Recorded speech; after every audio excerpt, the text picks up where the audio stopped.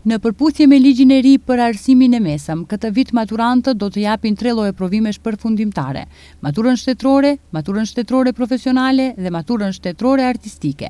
Sipas kalendarit të qendrës shtetërore të provimeve, e cila organizon dhe realizon provimet eksterne, maturën shtetërore 2025-2026, nxënësit e gjimnazeve do të japin më 6 qershor, kur është caktuar provimi në gjuhën angleze, frange, gjermane, ruse, italiane, matematik ose histori, ndërsa më 11 qershor do të zhvillohet provimi në gjuhën amtare dhe letërsi, gjuhë dhe letërsi maqedonase, shqipe, turke ose serbe.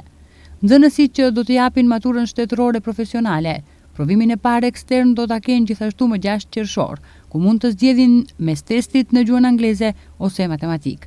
Provimin ekstern në gjuhën amtare dhe letërsi, nxënësit e shkollave profesionale do ta japin më 12 qershor. Matura shtetërore artistike do të mbahet më 6 qershor, gjuhë angleze ose histori, dhe më 12 qershor provimi në gjuhën amtare dhe letërsi, maqedonisht, shqip, turqisht ose serbisht.